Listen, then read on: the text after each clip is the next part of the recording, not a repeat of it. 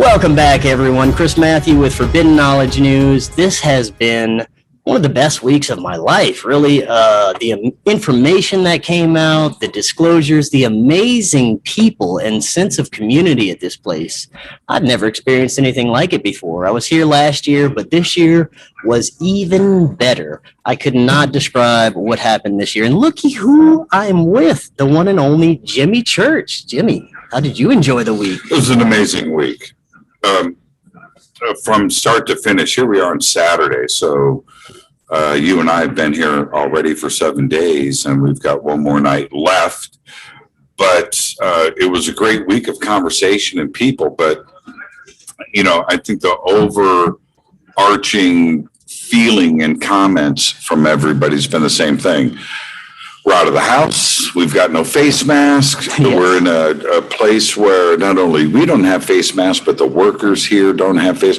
We get to see smiling faces and people and personality that we have been denied for the last year and a half with this pandemic, and which didn't just affect the United States. It was every country in the world, everybody in the world, and a lot of people were affected both personally and physically, and of course professionally, and jobs and families. And it's been a rough year and a half, one of the craziest years in human history.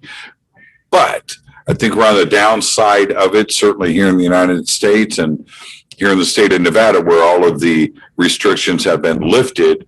We are able to come here and just be ourselves. And it's been so much fun just hanging out. You and I were talking briefly about this yesterday, which is, and it's a simple point that a lot of people don't necessarily hear about or know about, which is the presenters and the researchers out there. It's really a small community, a small group. And we go from city to city all year doing these conferences. And this is our family. And we get to hang out. We've been denied our friendships too for the last year and a half. So it's been a year and a half since I've seen Richard Dolan. It's been a year and a half since I've seen Billy Carson. It's been a year and a half since I've seen anybody. So for us to finally get together and, you know, we talk and we do things, but just like everybody else, but it's different to hang out, break bread once again and have a drink and get caught up and enjoy each other's company. So it's been a great week. The other part about it was a great week of knowledge. Now, you've been doing a lot of interviews with all of the presenters, and you've done a lot of hard work. And I want to thank you for everything that you do. I'm here first thing in the morning, you know, to start the conference off and announce and do that. Mm-hmm. You're right there. Chris running around getting it done. And so I want to thank you for that. But there's another part with this, with all of these presenters that you've been interviewing. Bob and his crew, of course, Johnny Enoch, a big part of that, wants fresh faces. He wants fresh knowledge. Bob is a part of this community, but he's chasing what's going on like the rest of us. Yeah. He's trying to get to the end of Bob the tunnel. Amazing. He's amazing, and he wants these answers. So he brings in, and I don't know how he does it, but he brings in new researchers with new information, and that's what I got all week. Yeah. I could not, for me, somebody that broadcasts, 4 days a week, just with Fade to Black and everything else that I'm doing. Sometimes it's 7 days a week. Right. And I would like to think that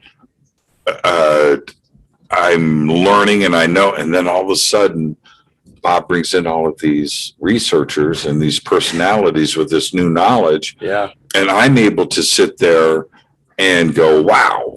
So I hosted the highlights for the week for me.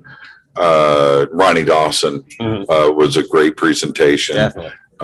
Richard Dolan, he's always excellent. Yeah. I get that.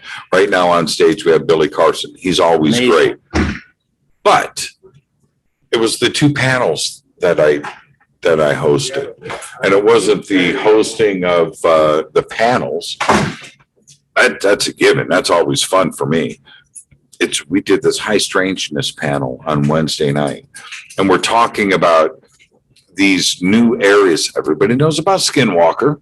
Everybody knows about Joshua Tree or Sedona or Shasta or Mount Adams. We know about these amazing places around the United States, but that's not all that's going on. And now we bring in this group. And of course, it was James Keenan with his research, and it was Trey Hudson with his research, and Katie Grabowski with her research. But we brought in Dwayne Ollinger, the caretaker of the Blind Frog Ranch, and of course, James Keenan is one of the researchers up there trying to figure out what's going on. There's a lot of people look, but I had never heard of blind fog. I'm preparing for this conference, and I'm like, wait a minute. Okay, this is cool for me. This is new. Now, remember, the audience is going to get exposed to this for the first time too. Then we have the Meadow with Trey Hudson. What an amazing presentation! But I'm able to get all of them, Katie, Dwayne, and James, and Trey on the stage. And I get to do the interview. I get to do I want to learn. Audience wrote along with it. That was so fun, man.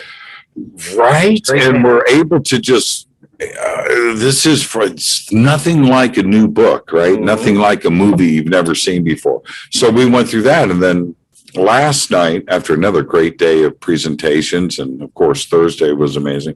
But last night, we did this Secrets Revealed panel. Yeah. And we had a couple of things happened with that. I know you're out in the audience. And yes. And of course, it was Richard Dolan, who's always great. We had Danny Sheehan, who is the center of all of this drama that's going on right now in Washington, D.C. We had Rick Doty, as controversial, but all the secret stuff, Rick Doty over the last 30 years has been in the middle of all of those messes. And of course, Sid Goldberg from Gaia. Now, but in the middle of this presentation last night, right at the beginning, it was really funny. And if you guys haven't caught it, you need to go back and try to get the DVD and get the replay. Ask a friend, because this is what happened last night. I've got my phone is sitting here right on the podium, and Richard Dolan's going, Lou Elizondo, Lou. Okay, all right. I don't want to turn this into a Lou Elizondo presentation, but we've got Danny Sheehan, Lou, rah. Okay. Let's go. Say Goldberg, Lou. Rick Doty down in the end. Richard just brought up, I'm like, wait a minute. And I cracked this stupid joke. What is this Lou panel? At that moment, Lou Elizondo calls on my cell phone, and I look down and says, Lou. You can't make that up. And this really happened. And now, yes, I asked the audience, I said, do I answer this call? Yes. Boom, put it on speaker. Hi. And he immediately goes, hey, Jimmy, it's Lou. I need to talk to you about something right now. And, okay, so I've got Lou speaking to the audience during this incredible panel where so much stuff was revealed. But the audience here at UFO Megacon not only experienced a great panel where all these important issues were discussed and secret, it was awesome. But Lou Elizondo, right, calls in out of the blue here at the UFO Megacon, and that was a special moment for the audience to just go back and go, people are going to mention this later, years from now. I was there. Yes. And it was incredible. What did you? Let me. Yeah. So unexpected. I thought it was staged. I didn't know what was going on. How do you stage that? I know, and then I realized, this is not staged. No. Really just calling you out of the blue. Yes. And the thing was, okay. I'm going to throw this on you for a second, Chris. Yeah. Remember, I can't control Dolan's mouth, Sheehan's mouth, right? Goldberg, and nobody can control Rick Doty for sure. But I can't. They're saying what they're saying. I didn't go backstage and go, okay, man, Lou's going to call, so I need you to talk about Lou. No, this is a very organic conversation. So when you hear them going Lou, and suddenly he calls in, what went through your mind? Like I said, I thought this has to be some kind of staged event. If it's not, it's the biggest synchronicity. I mean, I don't know how to describe. He must have. It's the universe, right? It's the universe, of course. Everybody's talking about him. Something happened. I popped into his head. He had something to say. He called, and wow. And I was turning. I could feel me blushing, right? I could feel it. And I was sitting at, this is what was so great for everybody here at UFO Megacon. I don't know what Lou's going to say. Is he going to get mad that I'm putting him on speakerphone in front of an audience, right? Not unannounced. Or the other part is, am I going to say something wrong to kind of freak him out? This is an uncontrolled, this is something that potentially could get like really stupid. So I didn't know anyway. But it turned out in the end, when he said thank you to the UFO community and thank you to everybody attending and this is great and let's do this, and that was pretty fun. He said one thing though, I'm just going to tell everybody. He said one thing that was really funny. I go, I'm here working at UFO Megacon, the conference in Laughlin, and Lou goes, yeah, right, quote unquote work, right? And I thought that was just awesome, and that was pretty cool. I did notice one thing. First off, okay, spoiler alert. When I said Lou Elizondo's calling, Richard says that ain't Lou Elizondo, and I showed him the phone, right? Danny Sheehan. Remember, it's ringing. Okay, I hadn't answered it yet. And Danny Sheehan's face, he was like, oh, I'm his attorney, right? Can I control? No, I can't control what's about to happen. Asked him permission. Yes, I did. Oh, yeah, I said your attorney's here. Permission to speak, sir. That's right. Yeah, I forgot about that. You're right. That was a lot of fun. That was, I remember when we were done, I hung up the phone. And we're continuing the conversation. I think, did that just happen? That was, and by the time, and that's one of the reasons why conferences like this are so great, because you get to, the in-person thing, right?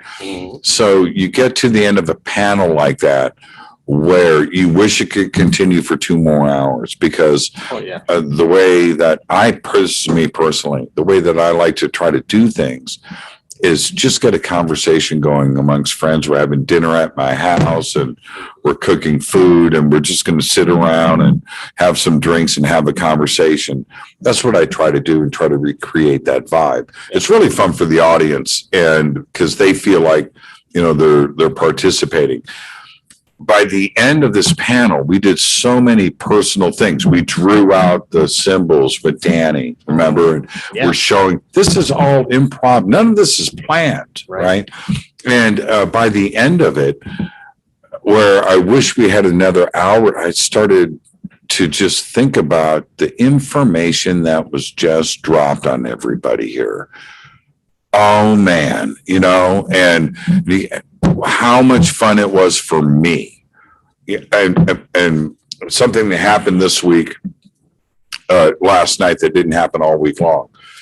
Everybody came up to the stage to take pictures, right? And the crowd of people, they are appreciating the moment.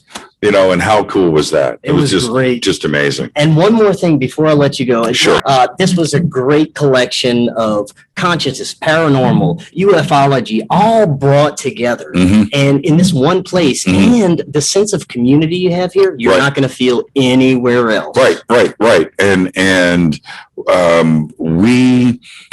yes. So you have that going on during the day, and it's experiencers, it's contactees, it's hybrid programs, it's UFOs, it's sighting, it's contact, it's history, it's Anunnaki and Egypt, everything, Area 51 of the UAP task force, Lou Elizondo, everything was covered, Russian UFOs, everything was covered this week. And everybody got a little taste of what their interests are and what they're researching. And then they learn stuff that they don't necessarily research. There's that. But the sense of community is the attendees here can walk around, hang out with the speakers, hang out with each other, ask each other questions. We had the experiencer room with Barbara Lamb going on all week. And then we're down in the restaurants. We have a casino right here. We have that going on. But so the attendees are able to come up and see all of us speakers that are supposed to be fighting and arguing and everything that social media thinks that we do, right. And we don't. And they wait a minute, is everybody friends? Oh, so a fan came up. You ready? I'm ready. Okay, I'm going to play. I'm ready for anything after this. Yeah, I'm going to play you,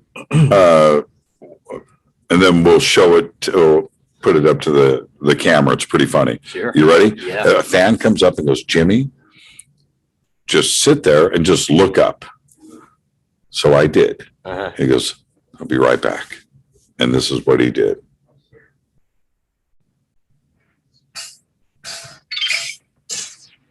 Yes.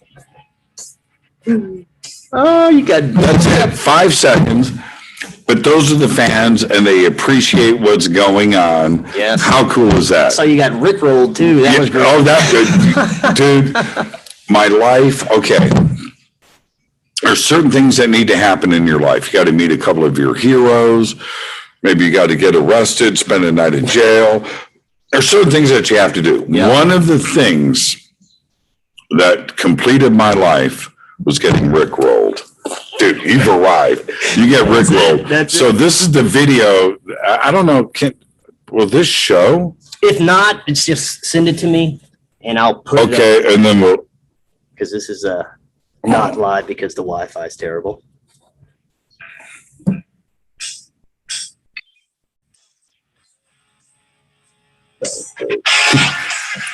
It's pretty. That's actually really well done. Right? Yeah, it was not bad at all. Probably done on an iPhone, some crazy app. Yep. Chris, it's been a pleasure. Right, Thank you for your help this week. Thank you so much. 2021 UFO Megacon here in Laughlin, Nevada. I've been your host all week, Jimmy Church. Chris doing all of these excellent interviews and doing his thing as a host. Thank you for your help. I have said 2021 UFO Megacon here in Laughlin, Nevada 100 times this week. I will never get tired of saying it. We are going to be back in April 2022. It's going to be bigger and better than ever. I'm in love with this town of Laughlin. Bob Brown and Gordon and his family and how they do this event. It's absolutely incredible. So much fun. And I can't wait to do it again. You're going to hear me talk about this for the next 6 months up until, I can't believe it, April 2022, which is going to come up here pretty quick. Yeah. Thank you so much, Chris. Thank you for your work. It's been an awesome experience working with you, man. Yes, definitely. Thank you so much. You guys better be here next year. Those who didn't come better be here. You've been warned.